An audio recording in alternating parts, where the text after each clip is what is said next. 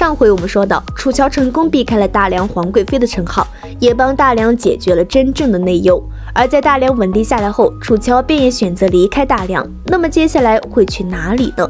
我们话接上回，在楚乔离开大梁京都后，便向着京都之外的一处凉亭飞驰了过去。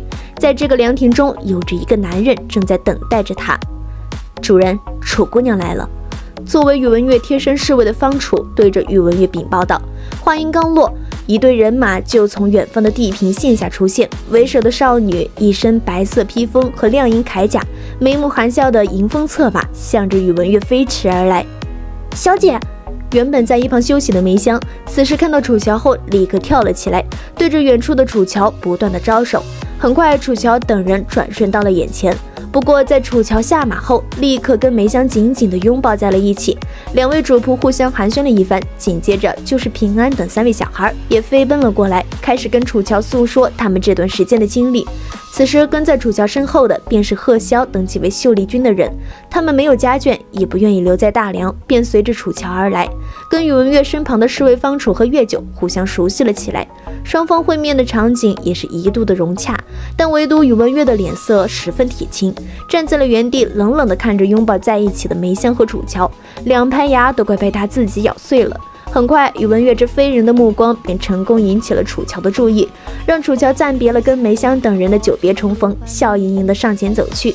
而宇文悦在楚乔走过来的时候，身形刚刚一动，打算给楚乔一点教训，楚乔便立刻乖乖举起了双手，大叫道：“我投降，我保证这是最后一次。”宇文悦看着楚乔那闭着眼睛缩着脖子的模样，手举在半空中半天，也不知道该从哪里下手，便只好愤怒地说道：“你为什么不还手？”而楚乔此时也可怜兮兮地睁开了眼睛：“我在承认错误吗？”这一句话也瞬间让宇文悦有些破防了，但脸色依旧十分阴沉，开始跟楚乔进行思想教育。既然打不了，那么就在语言上打击他。你要再不出来，信不信我带兵把萧策的老窝给端了？我看你去给谁当皇贵妃？宇文悦说出这句话的时候是满身的醋意，让一旁的方楚等人不由自主地捂着鼻子远离了。而楚萧也一直用自己的好态度给宇文悦认错，自己当时那么做确实是有些冒险了。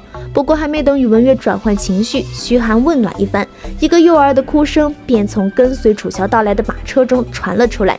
听到哭声后，楚乔连忙走到了马车前，一把掀开马车的帘子，将一个婴儿从奶娘的手中接了过来，很熟练地吼了起来：“这是什么？”宇文悦此时脸色更加阴沉，自己来接媳妇儿，怎么突然冒出了一个孩子？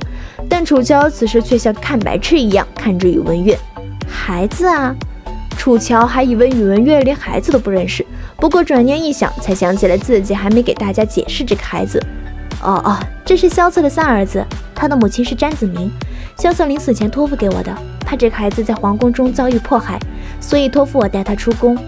楚乔这番解释了一下，才让宇文悦的眉头稍微松了下来。要这是楚乔跟萧策的孩子，恐怕此时宇文悦已经去在扒萧策坟头的路上了。但下一秒，宇文悦就彻底的被这个小家伙给折腾了一番。在死人堆里摸爬滚打出来的宇文悦，竟然被一个小婴儿给制裁了。难道他跟楚乔之间的幸福生活就要被这个小婴儿给破灭了吗？因为楚乔的3儿子一直哭，所以也有些让宇文悦感到了不耐烦。他哭什么？宇文悦皱着眉头问了一句，但楚乔也不知道是怎么回事。小家伙刚刚已经吃了奶水，并且也没有尿裤子，但就是莫名其妙的在哭。我知道了，可能是孩子讨厌你。楚乔此时灵光一现，对着宇文悦说出了这个理由。为什么讨厌我？我又没打他。宇文悦此时脸色瞬间铁青了起来，刚刚酝酿起来的好情绪再度消失得无影无踪。有的人就是很没有人缘的，你走远点试试。楚乔此时依旧笑盈盈地对着宇文悦说道。一旁的月九还打算帮宇文悦说句公道话，但因为实在找不到理由，所以月九的声音也显得底气不足，让宇文悦狠狠地瞪了一眼后就闭嘴了。在众人的排挤下，宇文悦只能乖乖地走了老远。而很巧合的是，在宇文悦离开了一定距离后，小娃娃便突然停止了哭声，这让楚乔等人哈哈大笑了起来，只留下宇文悦一个人坐在远处的一个石头上，心中暗暗地腹诽了一下这个小崽子。楚楚乔稍微安慰了一下孩子后，便走去找宇文玥聊了起来。这一次，两人也总算是跨越了众多的艰难险阻，能够在之后的日子里一直在一起了。只是他们的前路究竟能否顺利的走下去呢？两人经历了那么多的事情，真的可以一直幸福下去吗？在众人互相的寒暄了一段时间后，便前去码头坐船离开大梁。而一路上，楚乔也发现了宇文玥一上船就睡下了，整整1天1夜都没有睁眼。从月九那里得知，宇文玥从大魏京都启程的时候就一直没有合过眼，这也让楚乔对宇文玥更多了一份心疼。在他休息的时候，楚乔便坐在椅子上安静地看着他，突然想起了当初被袁纯逼得逃亡的岁月，以及那段时间中遇到的人。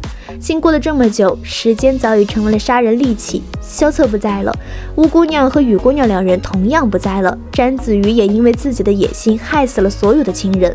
楚乔原本认识的那些志同道合的朋友们，其实并没有那么忠贞不二。在权力的面前，很多人逐渐的离开他远去，就连燕洵也跟他越走越远。曾经那些誓言，到如今都成为了笑话。但是经过了这么久，谁又能不变呢？他楚乔还跟曾经一样吗？想到这里，楚乔也自嘲地笑了笑，然后继续安静地看着熟睡的宇文玥。许久之后，楚乔才出去洗漱吃饭，等待着宇文玥的醒来。经过1天1夜过后，宇文玥才终于从熟睡中清醒了过来。而在宇文玥醒来的第一件事，便是跟楚乔打情骂俏一番。不过楚乔并未让他得逞，激吻一番后，楚乔便调皮地离开了宇文玥的身边。但刚打开房门，仅仅几个人便连滚带爬地冲了进来，然后脸上一阵青一阵红的对楚乔和宇文玥二人打招呼。听到这几人听墙跟后，楚乔这个常胜将军也不由得脸色通红，愤怒地看着晶晶和平安两人，但却没想到二人身后还跟着一个月九，这也让楚乔直接劈头盖脸地将3人训斥了一番。只是楚乔完全没想到，宇文玥此时已经起了色心。如果说宇文玥想用什么方法留下楚乔，那么当然是将自己完全的交给对方了，同样自己也要完完全全的得到楚乔才行。话接上回，在宇文玥用膳完回房间后，也是考虑了一下，找个恰当的时间，让两人全部把自己交给对方。但夜长梦多，做事必须要干净利落，一锤定音。所以在这大半夜中，宇文玥突然站起来，在屋中转了2圈，认为今夜就是个不错的日子。想着，宇文玥就去洗了个澡，换了身衣服，然后便坐下来开始盘算自己一会儿见到人后该说些什么话。在将所有的事情盘算了一番后，宇文玥便起身准备去楚乔的屋子中，但刚准备打开房门，门就被楚乔一把推开了。此时楚乔手中端着一碗粥给他送了过来，不过开门后，楚乔看着宇文玥只穿着一身睡袍，也不由得皱了皱眉头。那你这身打扮是要去哪儿？而宇文玥也微微一愣，现在的状况已经超乎了他的预料之外，不过还是很快随机应变了起来。白天睡多了，想出去走一走。而楚乔哦了一声，径直地走动了房间中，将粥放在了桌子上。靠近北方天气冷了，夜里风大，你穿这么少，还是不要乱走。过来把这碗粥喝了。无奈之下，宇文玥只好乖巧地跑去喝粥。在看到宇文玥将粥喝完后，楚乔才满意的点了点头，嘱咐了他一句早点睡觉，不要乱逛后，便转身扬长而去，只留下宇文玥一个人在原地发愣。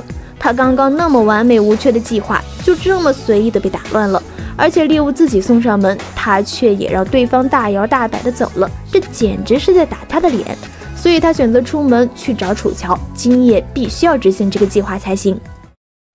在宇文玥蹑手蹑脚地摸到楚乔的门前后，心中同样的紧张了起来，开始一遍遍地在心中重复那些计划。不过刚准备推开房门，就听到了屋中传来了一阵歌声。透过门缝看去，宇文玥发现楚乔正在给萧策的那3儿子洗澡，一大一小的画面十分的和谐，而宇文玥则是在门外偷瞄了半天，直到小家伙咿咿呀呀的洗完澡后，宇文玥才发现自己已经站了很久了，腿有些麻，刚想动身活动一下，却一个踉跄冲到了屋中。